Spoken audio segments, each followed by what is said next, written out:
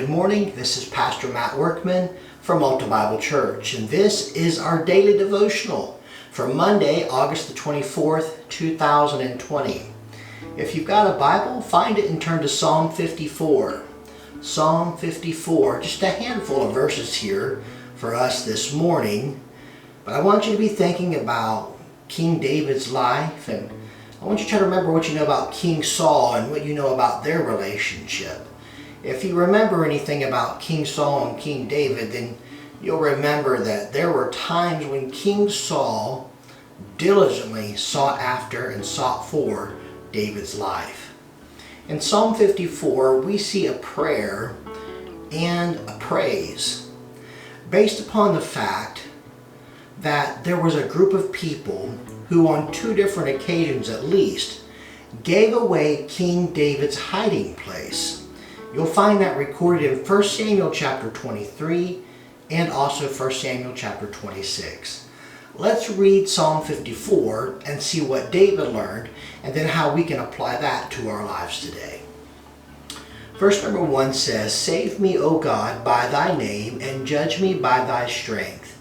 Hear my prayer, O God, give ear to the words of my mouth. For strangers are risen up against me, and oppressors seek after my soul. They have not set God before them. Selah. Behold, God is mine helper. The Lord is with them that uphold my soul. He shall reward evil unto mine enemies. Cut them off in thy truth. I will freely sacrifice unto thee. I will praise thy name, O Lord, for it is good. For he hath delivered me out of all trouble, and mine eye hath seen his desire upon mine enemies."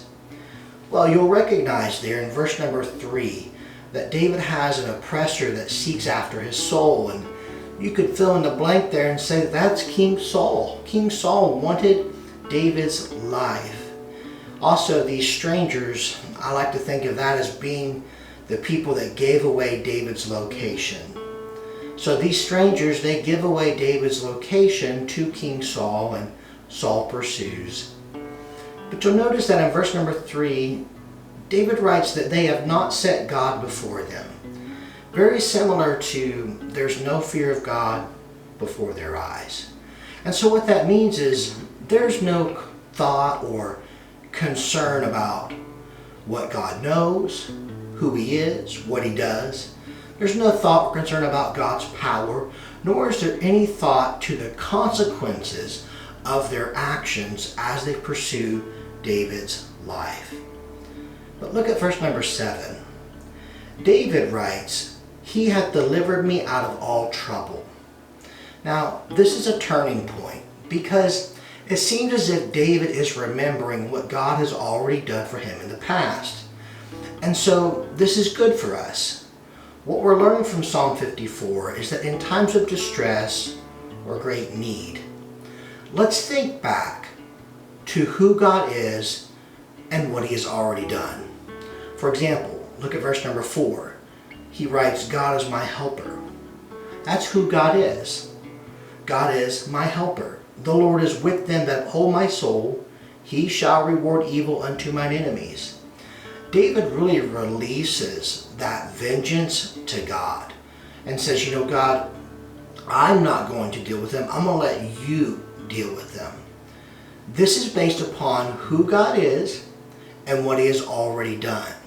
So in this time of distress, David remembers that God is his helper, that God has already delivered him many times out of trouble.